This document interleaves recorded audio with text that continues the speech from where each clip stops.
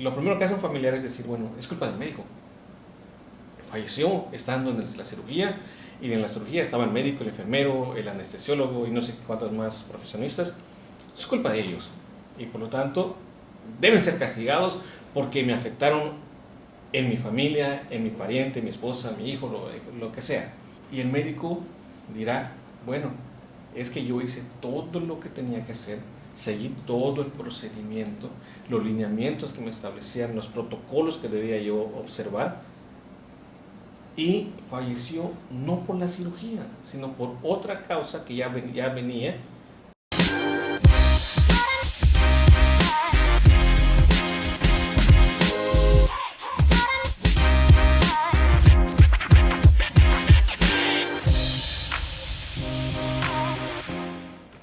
Hola, ¿qué tal, gente bonita? ¿Cómo están? Yo soy el Dr. Yus y bienvenidos nuevamente a mi canal. El día de hoy estamos en el episodio número 8 del podcast de Dr. Yus. Señores, ando muy feliz, muy emocionado y además un poco intrigado por lo que nos espera el día de hoy. Vamos a hablar de un tema muy importante, un tema muy difícil que se sabe poco en el área de la medicina, que son las demandas. ¿Qué tenemos que hacer cuando nos demanda un paciente por primera vez? ¿Por qué nos demandan? ¿Terminamos en la cárcel? ¿Qué es todo lo que sucede y hasta dónde tiene el alcance la ley para juzgar o para defender a los médicos y a todos los miembros del área de salud? Es por eso que el día de hoy tenemos un tema muy difícil, pero un tema que necesitamos hablarlo con expertos. Y por eso le damos la bienvenida al licenciado César Sulchi. Él es licenciado en Derecho con maestría en procesos orales. Así es. Así que bienvenido, licenciado. Un gustazo. Muchas gracias. Y muchas gracias por aceptar la invitación. No, gracias por la invitación. Lick, el día de hoy vamos a hablar de un tema muy importante que era como les mencionaba a ellos, lo que son las demandas en la medicina. Todas las demandas, qué es lo que incumbe, hasta dónde podemos llegar nosotros como médicos. Hemos visto muchos casos, sobre todo últimamente, que muchos médicos terminan en la cárcel por injusticias, por mala praxis o las famosas negligencias médicas, ¿no?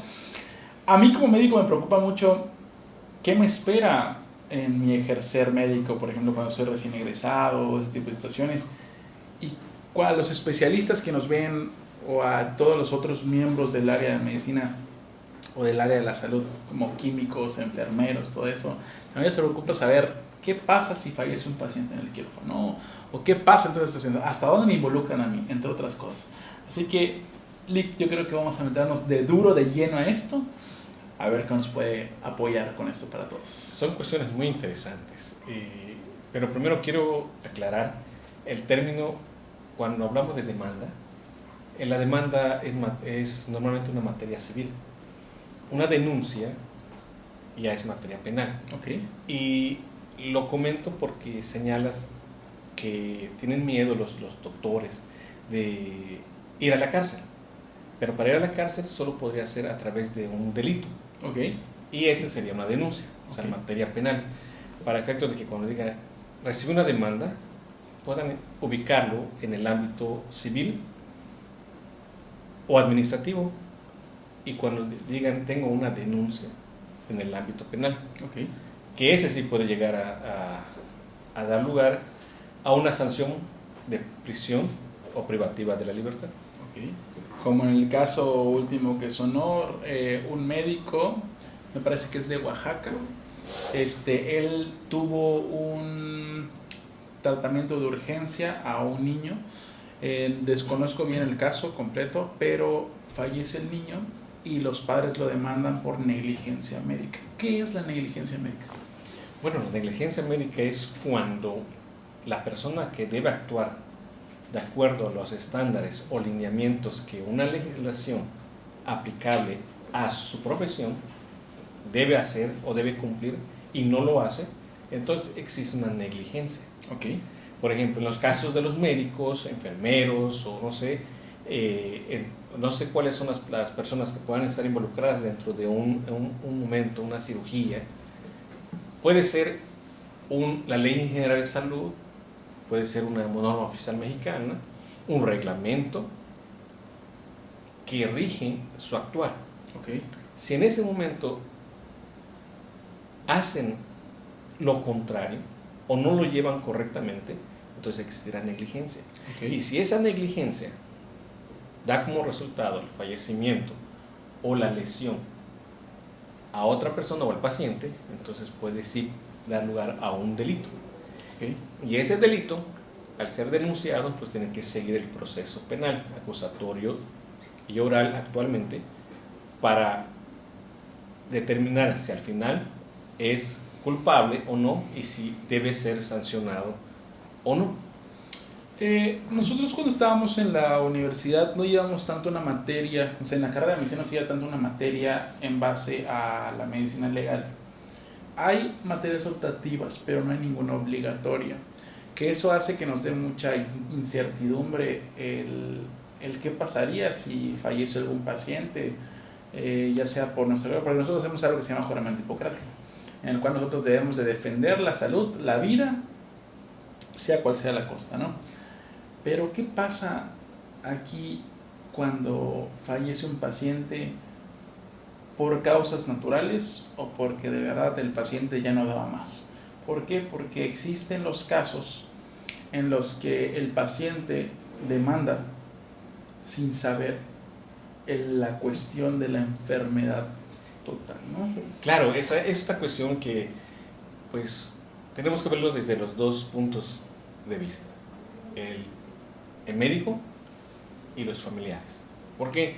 Porque lo primero que hace un familiar es decir, bueno, es culpa del médico, falleció estando en la cirugía, y en la cirugía estaba el médico, el enfermero, el anestesiólogo y no sé cuántos más profesionistas.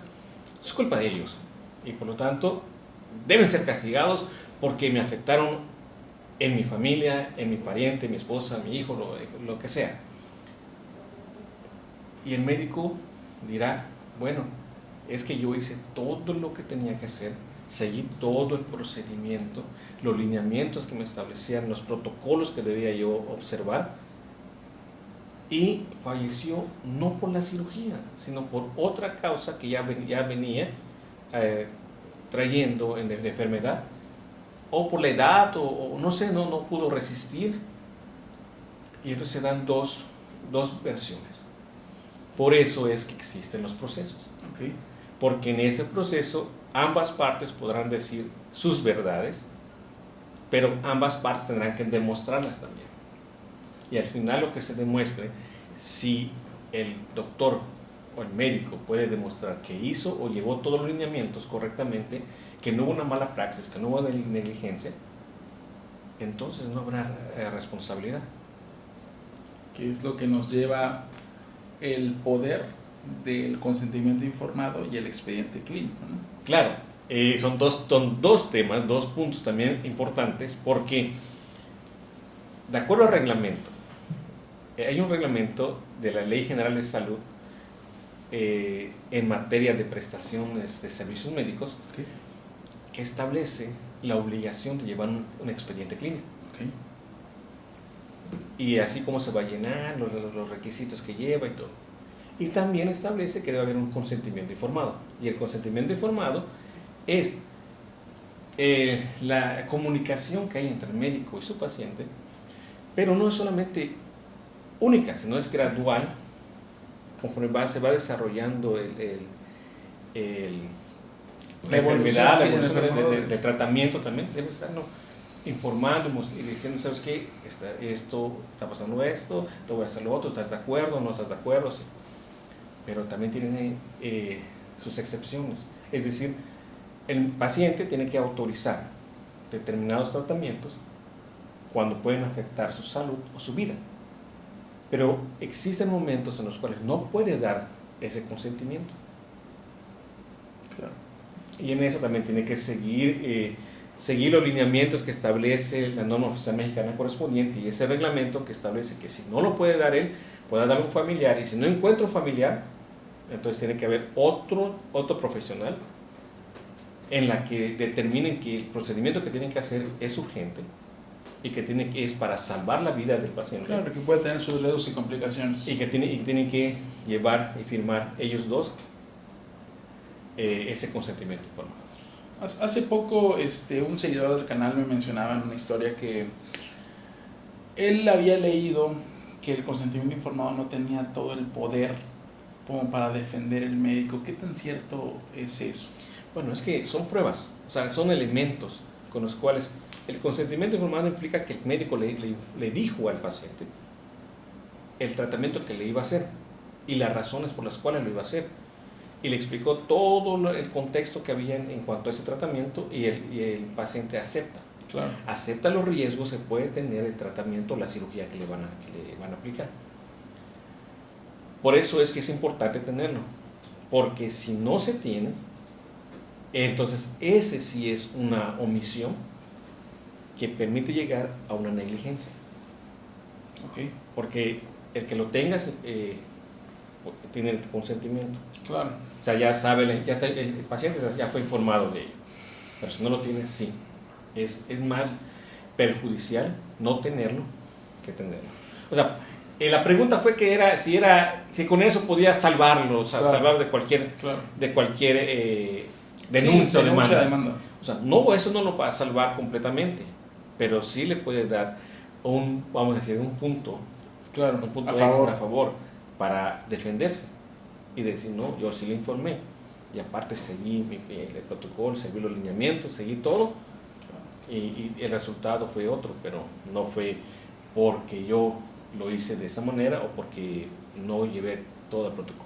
Claro, para los que no sepan, el expediente médico, el expediente clínico es un documento oficial el cual es de uso exclusivo médico o de las autoridades correspondientes, en el cual se lleva toda la historia cronológica de la enfermedad de un paciente, desde sus antecedentes de niño prácticamente, que es la historia clínica, hasta la enfermedad actual y el motivo de consulta. Y ahí va presentado toda la evolución de la enfermedad o la situación por la que haya llegado a la consulta. Y como dice el licenciado, se hace firmar un documento que se llama consentimiento informado, dependiendo de la causa de la cual sea el problema, si es una urgencia, si es una cirugía electiva, o si electivo me refiero a que no amerita tanto compromiso de la salud, entre vida o muerte, por ejemplo, ¿no? O alguna otra de esas situaciones o procesos, porque es responsabilidad del médico, que eso es lo que el licenciado decía, siempre informar. Siempre tenemos que informar al familiar, al paciente, acerca de todo lo que se va a realizar durante el proceso que esté con nosotros, para que no hayan dudas. Porque como mencionas, hay muchos médicos que a veces pueden omitir alguna firma o algo así, entra el paciente al quirófano y fallece, ¿no?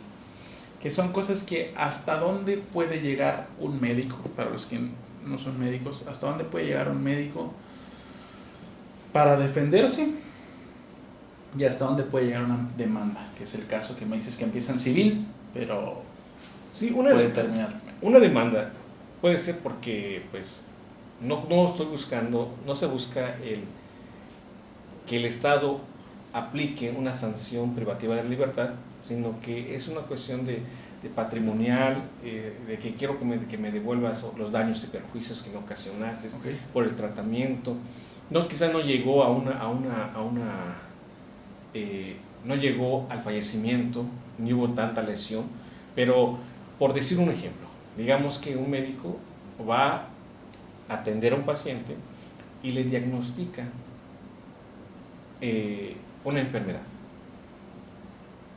y le da un tratamiento, le sigue el tratamiento y no mejora, pero el paciente está pagando, está yendo a las consultas, sigue pagando y no mejora. Entonces decide ir con otro médico y el otro médico va y le hace el diagnóstico y le hace otro diagnóstico y le empieza a dar tratamiento y mejora. Entonces digo, bueno, el paciente puede optar por demandar al doctor o al médico los daños y perjuicios que le ocasionó por un mal diagnóstico. Y esa es una demanda civil. Sí. Entonces ahí lo que va a buscar el paciente es que le devuelvan todos los gastos que hizo porque le hicieron un mal tratamiento. Claro. En este caso, los médicos, cuando es una valoración de primera vez, tú necesitas tener varios estudios para determinar cuál es la causa de la enfermedad o qué enfermedad tiene. Entonces, como de primera intención, tú le haces un interrogatorio clínico al paciente, le preguntas qué tiene, desde cuánto, este tipo de situaciones. le pide ciertos estudios para confirmar el diagnóstico, pero tú desde la primera consulta ya tienes una sospecha diagnóstica. La medicina, todo eso se basa en base a sospechas diagnósticas, las consultas de la primera vez, siempre. Hay signos clínicos que se refieren a, por ejemplo, maniobras o alguna sintomatología que presente el paciente que nos puede orientar a decir que tenemos alguna enfermedad. Entonces, durante todo ese tiempo, nos vamos apoyando en ese tipo de características para determinar si es una urgencia o no, o se puede tratar. Entonces, es algo muy importante acá que nosotros empezamos a ver, porque siempre vamos a dar una sospecha diagnóstica a la situación y dependiendo de la urgencia, se llevará a un diagnóstico. Entonces, lo que mencionabas, puede haber que haya una demanda civil, Claro. si hay un error en tratamiento y van con otra persona, ¿no? Pero ¿qué pasa si la persona no hace las indicaciones o los seguimientos o no hace los estudios pertinentes que se le indican? Por eso dije desde un principio, son procesos. En esos procesos hay un actor, hay un demandado, es decir, está el médico, está el paciente, cada uno da su versión de los hechos, pero el que afirma está obligado a probar. Okay. Cada quien va a ofrecer sus pruebas y en eso el juzgador tendrá que valorar cada una de ellas y determinar quién demostró lo que dijo y al final emitir una sentencia, ya sea condenatoria o absolutoria. Es decir, si tiene razón el paciente, tienes que pagar. No tiene razón el paciente y no tienes que pagar los daños que está pidiendo. Claro. Pero todo está como dijiste, que tenía que tener su consentimiento informado, su historial clínico, su expediente clínico, porque todo eso es motivo de prueba. Todo claro. Es prueba para que el juez pueda determinar, pueda valorarlos y determinar al final. En México, ¿quién es la máxima asociación o así gubernamental que rija esto? Porque sabemos que existe la Comisión Nacional de Arbitraje, que es la que puede regir eso, que es conciliación, arbitraje entre el demandado y el demandante, ¿no? Y además de esto, pues existen diferentes instituciones que rigen a los médicos. Bueno, institucionalmente hay varios. Varios depende de lo que estén, para los cuales fueron creadas. Por ejemplo, la Comisión Nacional de Arbitraje Médico, la Comisión Estatal de Arbitraje Médico, tiene esa función de poder determinar e iniciar un procedimiento administrativo, porque todavía no es judicial, es administrativo, entre el paciente y el doctor. Una queja que le presenten, entonces hacen el estudio, le dicen al doctor, ¿sabes qué, doctor? Mándame tu currículum, mándame todos tus documentos, todo lo necesario por el cual llegases a esa conclusión y por qué hiciste ese tratamiento, y emitirán un dictamen. Okay. Pero ese dictamen, como es como dice su nombre, es arbitraje médico, es decir, las personas se someten ante ellos. Que pareciera que es una resolución con fuerza, pero también es impugnable. O sea, si no está de acuerdo el paciente y tampoco está de acuerdo el médico, podrán demandar en la vía correspondiente o jurisdiccional, inclusive ese dictamen. Okay. Por eso también está la Comisión de Arbitraje Médico del Estado, que es lo que rige esa relación. Pero hay otras instituciones como la COFEPRIS, la COPRISCAM, que es local y la otra es federal, que se rigen otro tipo de lineamientos. Es decir, van a revisar que los médicos estén llevando correctamente los reglamentos de los medicamentos, la caducidad, lo que están aplicando, se están llevando todo lo que es también cuestiones administrativas. Y pueden sancionar también, pero es una cuestión administrativa. Si el médico no está de acuerdo con la determinación que emiten esas autoridades administrativas, también podrá impugnarlas, ya sea en la vía jurisdiccional, administrativa. Por eso dije, no solo es penal. Claro. Porque puede ser civil, puede ser administrativo, puede ser penal. ¿Cuál es la diferencia entre cada una de ellas? La diferencia es, pues la sanción. Por ejemplo, el penal puede ser una sanción privativa de libertad, que es la que siento que los doctores, los médicos tienen más Sí, temor. más temor. Pues que no, cualquiera, yo diría que cualquiera, hasta yo tendría yo temor de una cuestión penal, porque en caso de que yo resulte responsable, o la persona que resulte responsable, puede ser sancionado con pena privativa de libertad. ¿Quién lo quiere? Nadie. Nadie. Y desgraciadamente al médico, bueno, la mayoría de los médicos tienen un poquito de dificultad con las instituciones gubernamentales porque incluso hay marchas de médicos que han vivido estas situaciones en las que dicen que nos tachan peor que asesinos. Entonces se tiene como que la educación o la costumbre de que lo primero que pasa es una demanda penal, que tú terminas en la cárcel cuando eres médico. Pero ahorita el licenciado nos está aclarando que no, que hay varios tipos de demandas, pero la más temida es la penal, ¿no? Yo creo que igual estoy súper de acuerdo con él porque es algo muy complicado en el que todos tienen miedo de una demanda penal y sobre todo que podemos perder la cédula profesional. Claro, si tienes una mala praxis y llega al final que eres responsable, pues no va a poder ejercer. Una de las sanciones podría ser la suspensión de su cédula. Ok.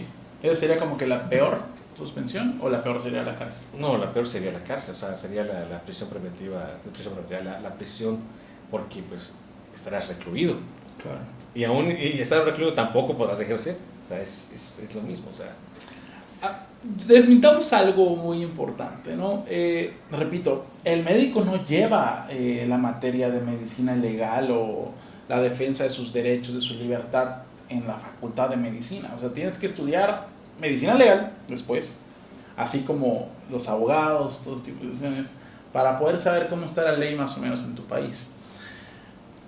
Una verdad o un mito que queremos desmentir ¿es verdad que el comité de medicina legal que lleva los casos de los médicos solo está formado por abogados o hay un médico que también ayuda a dictaminar las culpas?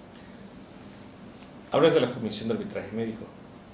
Hablo en la defensa en general, ¿no? Porque... Bueno, lo que pasa es que en materia jurisdiccional, Okay. Hay una prueba pericial, se llama prueba pericial. Prueba pericial. Y la prueba pericial tiene que ser un experto en la materia. Okay.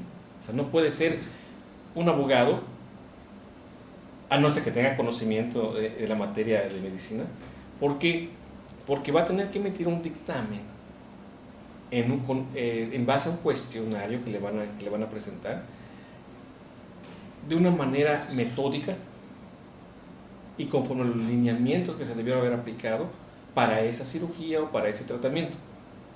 De tal manera que no lo va a poder hacer el abogado si no tiene conocimiento de ello, no lo va a poder hacer otro profesionista más que un médico.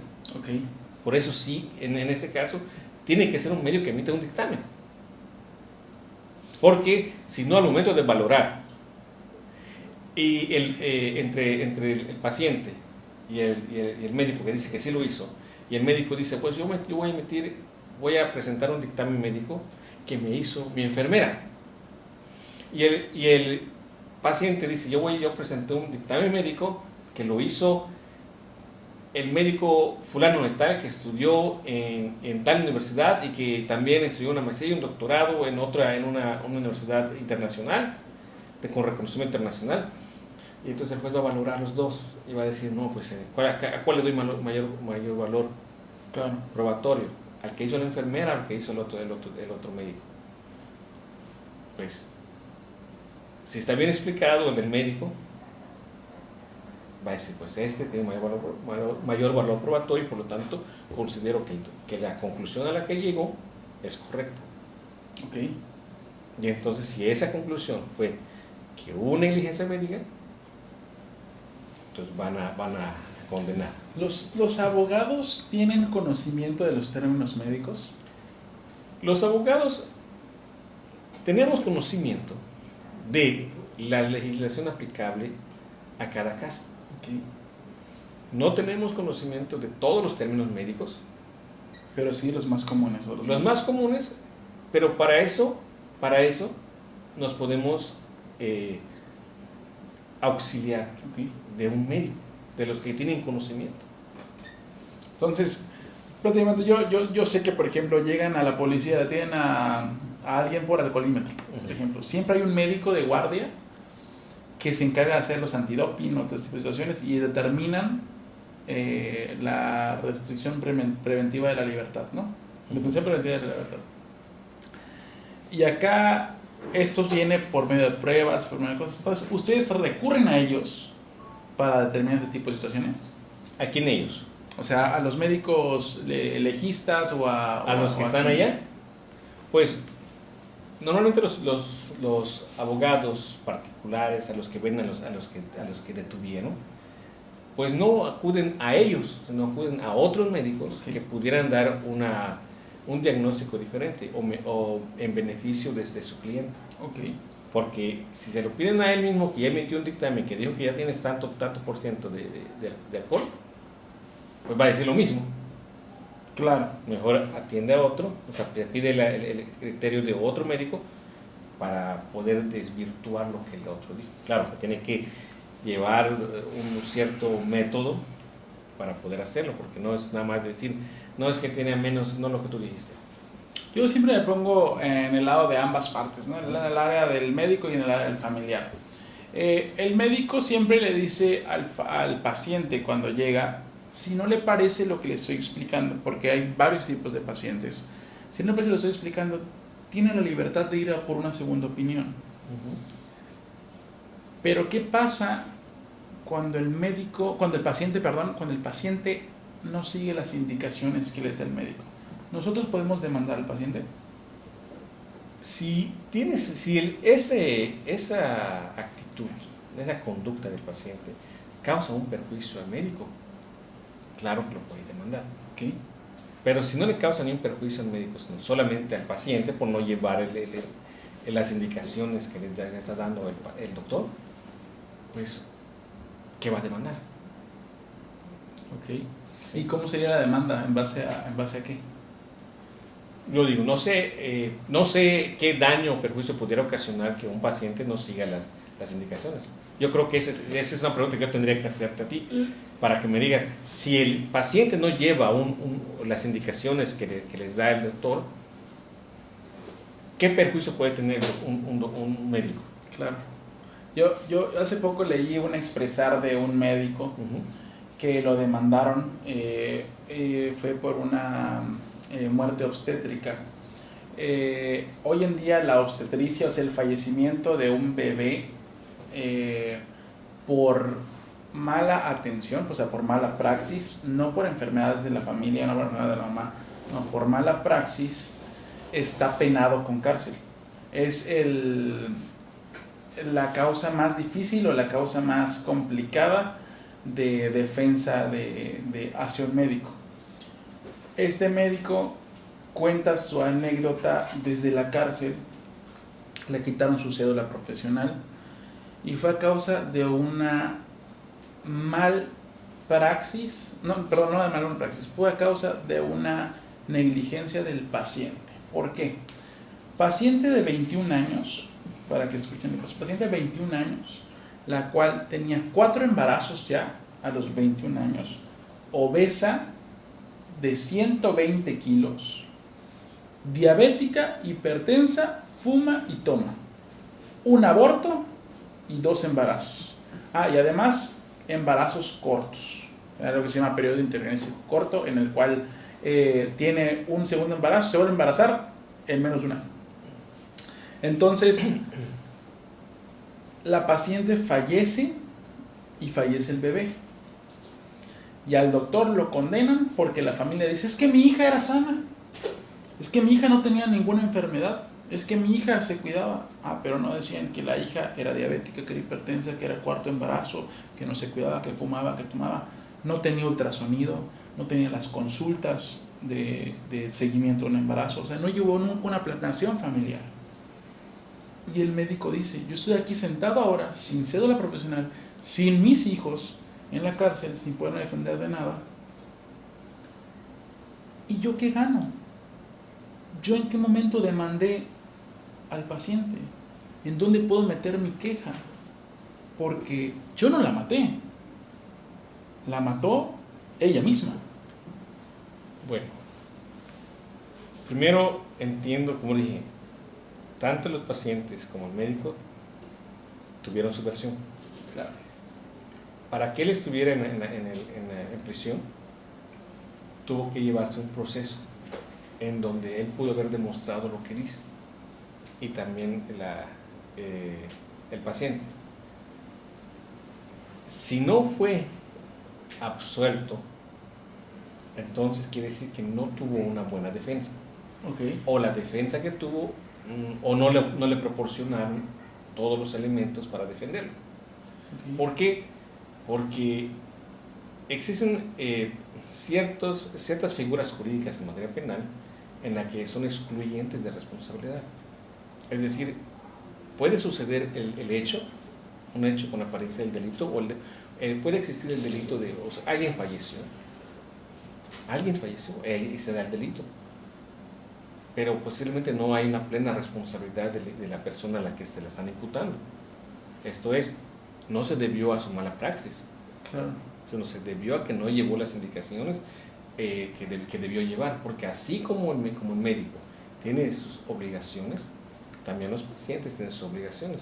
Y si el paciente llega a demostrar que el paciente no llevó las indicaciones correctamente, que sí que no fue su responsabilidad de él, porque él llevó todo. Por eso aquí el médico debe ceñirse o observar o respetar todos los lineamientos que le establecen las legislaciones para poder llevar una cirugía o un tratamiento. Con eso que lleve y que lo documente, por eso está el expediente clínico y el consentimiento informado, con que eso que lleve ya tiene un mínimo 50% para demostrar que no hubo una mala praxis. Okay. Pero también puede demostrar que hubo mala praxis. Claro. O sea, si me explico, o sea, yo digo que lo lleve bien, correctamente, entonces va a tener un 50% de demostrar que no es responsable. Claro, yo entiendo, por ejemplo, las casos de las cirugías selectivas. Es algo muy, muy complicado que en México siempre ha pasado. En el caso, vamos a hablar un poquito de la cirugía estética y la cirugía plástica, que es algo que está muy en boga en todo el mundo últimamente. Y existen muchas demandas por cirujanos estéticos, o sea, hacia cirujanos estéticos, los cuales no tienen una especialidad, sino que son médicos generales que hacen cirugía estética y todo tipo de situaciones, y se hacen pasar por un especialista, que es el cirujano plástico, y fallece el paciente en quirófano. Hemos visto los casos de que a los médicos les preocupa mucho y les enoja mucho el que su prestigio se vaya dañando por ese tipo de situaciones que se vayan presentando. Hay muchos casos que fallecen pacientes sanos, por eso digo cirugías selectivas, pacientes sanos, porque juegan con médicos que no son lo que dicen ser, y después los demandan a todos, ¿no? Y ahí yo me pongo del lado de la familia, porque igual me pongo del lado del paciente, o sea, en la mente del paciente. ¿Qué pensabas? ¿Qué no investigaste? ¿Qué no preguntaste? Porque las herramientas están, como se dice. Pero, ¿qué pasa si fallece un paciente con un médico certificado, con un médico especialista, por una cirugía electiva? ¿Qué pasa ahí? Bueno, no sé cómo entender la cirugía selectiva. Electiva podríamos decirlo, unos implantes mamarios, por ejemplo. Paciente sano, no tenía nada, se hizo laboratorio, hizo todo, y algo pasó en la cirugía que falleció. Bueno, es que ese algo es lo que puede dar lugar a la responsabilidad o no, ese algo. Por eso yo digo siempre, ya sea una cirugía electiva o una cirugía normal de urgencia, el médico tiene que apegarse siempre a sus lineamientos, siempre, cualquiera que sea, porque ese algo puede suceder en cualquiera de las dos cirugías, y eso es lo que le va a dar lugar a la responsabilidad o no, porque si ese algo es imputable al paciente, porque el médico observó todas sus obligaciones y los lineamientos, no tiene responsabilidad. Pero si ese algo es atribuible al médico, aunque sea certificado o no sea certificado, o sea especialista o no, va a tener responsabilidad, porque no se apegó a los lineamientos. Okay. ¿Qué puede hacer un médico como consejo para los médicos o los miembros del área de la salud para cuidarse y evitar una demanda, ya sea civil, penal, otros tipos de situaciones? ¿Qué puede hacer? ¿Qué les puede hacer? Yo lo que les puedo aconsejar es simplemente, y como ya lo repetí varias veces, apegarse a los lineamientos, apegarse a las normas oficiales mexicanas, a todo aquello que les indique cómo llevar a cabo un tratamiento o una cirugía, porque eso les permitirá demostrar, en dado caso de que exista una demanda o denuncia en su contra, tener pruebas y decir, yo hice lo que tenía que hacer, porque lo que a mí me enseñaron es velar por la vida y la salud de las personas. Ok, perfecto. Entonces, prácticamente como dice el licenciado, es apegarnos lo más que se pueda al expediente. Y tener siempre el expediente y el consentimiento informado, porque digo, son pruebas contundentes. Prácticamente un mal expediente puede va a ser en contra. al médico. Y un buen expediente lo va a salvar, así de plano. Okay. De hecho, y también pueden converger derechos fundamentales en la práctica de los médicos. Por ejemplo, acabo de leer un criterio que decía que es sobre el derecho fundamental de los padres de educar y de conciencia religiosa, está el derecho de los hijos de la salud y la vida. ¿Qué significa esto? Que si llega un paciente y se está muriendo, el médico tiene sus lineamientos, la manera, su ética de cómo debe de tratar ciertas cosas, y si ya se está en estado muy grave, puede tomar la decisión de hacer todo el tratamiento que necesite, aunque la familia diga que no. O sea, es lo que le llaman la conciencia religiosa. O sea, tienen derecho, tienen la libertad religiosa. En nuestro país tenemos libertad religiosa, tenemos varios derechos. El derecho a la educación del menor, que los papás pueden decidir dónde van a ir, qué escuela van a educar, qué películas ver, qué películas no ver. Pero cuando converge la salud y la vida de una persona, que está por encima de los otros derechos, el médico puede actuar, aunque los otros les digan que no. Está como el caso de los testigos de Jehová, ahorita que tocabas el área religiosa. Hay algo muy complicado que siempre pasa. Los testigos de Jehová no aceptan transfusiones sanguíneas. Uh-huh. Entonces es algo muy difícil porque llegan pacientes anémicos. Sí, pero esos son los testigos de Jehová. Llegan pacientes anémicos o llegan pacientes, no sé, con cirrosis, ese tipo de situaciones, y necesitan una transfusión sanguínea para salvar su vida. Pero ellos alegan que en su religión están prohibidas las transfusiones sanguíneas. Y a nosotros como médicos nos meten en un dilema y en un problema serio. ¿Por qué? Porque como menciona Lick, nosotros hacemos un juramento en el que debemos salvar la vida, sea cual sea la causa, pero salvar. Pero ¿y si el paciente no lo acepta? Bueno, ahí donde dice, tú le vas a informar, por eso te dice el consentimiento informado. Tú le informas, le dices que hay esto, y se necesita tal cosa. ¿Quieres hacerlo? Ahí el paciente tiene que poner. El paciente va a firmar, ¿sabes qué? O va a renunciar y va a decir, no quiero, pues no me voy. Pero la otra circunstancia es cuando llega en la urgencia. Llega cuando no puede tomar la decisión. Claro, por supuesto. De hecho, han habido casos que terminan en denuncias y en demandas porque el médico queda como el villano a veces de la historia, uh-huh, pero también el héroe porque salvó una vida. Han llegado pacientes que llegan chocados, o sea, literal chocados, es un estado de deshidratación por sangre, por pérdida de líquidos en general y hay alteraciones en el corazón, que todo que lo que puede pasar es que si no se atiende rápido se mueren. Entonces requieren sangre, les pones la sangre, se compensan y todo, llega la familia y cuando les explicas esto resulta que este es de Jehová o de alguna religión que no acepte.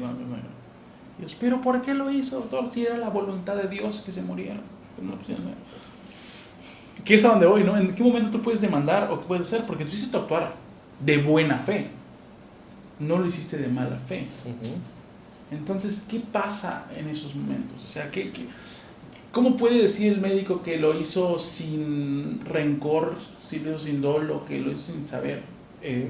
Solamente tiene que demostrar que lo hizo para salvar una vida y con eso no hay dolo, no hay otra intención más que salvar la vida. Okay. Siempre y cuando lleguen en una etapa de urgencia en la que no pueda decidir por sí mismo, entonces es así, el médico puede actuar éticamente y conforme a todos sus lineamientos, aun cuando la familia diga que no. Ok. ¿Sí? Por el lado contrario, no salvar la vida, sino privar la vida.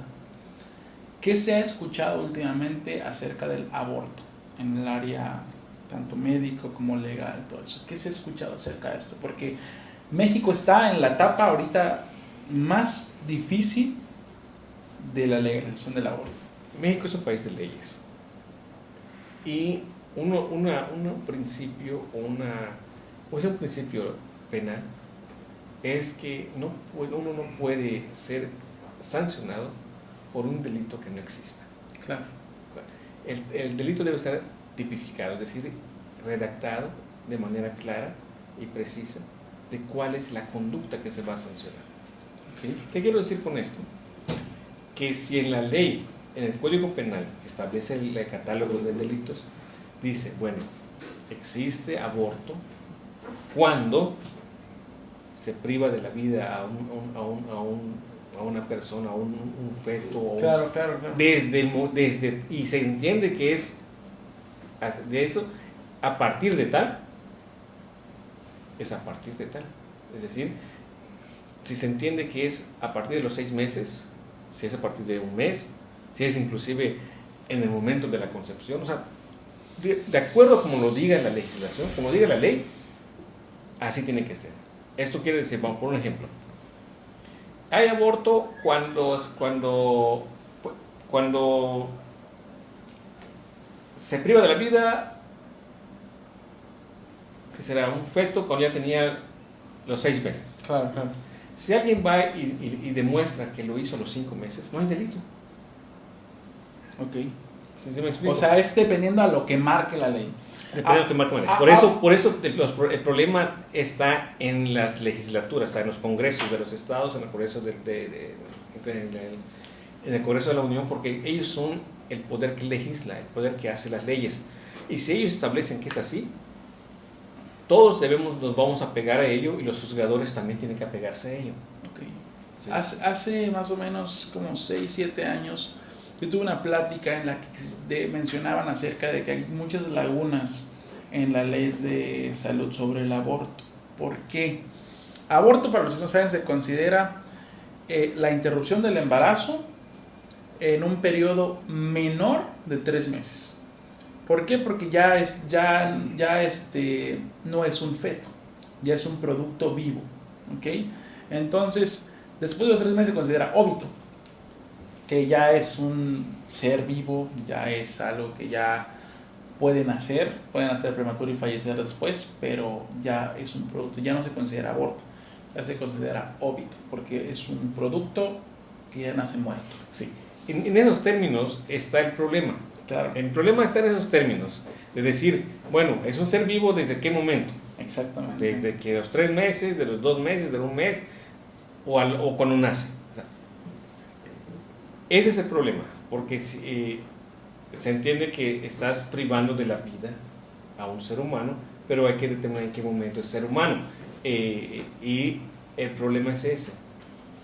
Como digo, en materia legal, en materia de delitos tiene que estar exactamente. Es decir, se considera aborto cuando se interrumpe al primer día, se considera aborto cuando se interrumpe al tercer día, o a los 3 meses o a los 6 meses.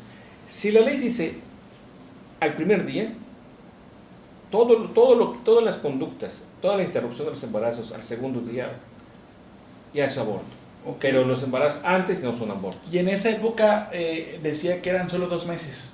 En esa época decía que eran 2 meses. Entonces había un conflicto que decían los médicos. Bueno, entonces, ¿qué procede si hay un embarazo o algo? No. ¿Por qué? Porque hasta la fecha el hacer un aborto por deseo de la madre está penado todavía para los médicos. O sea, ya existen en México y en varias partes del mundo clínicas especializadas en el aborto, que si bien todos los médicos tienen las capacidades para realizarlo, ante la ley no.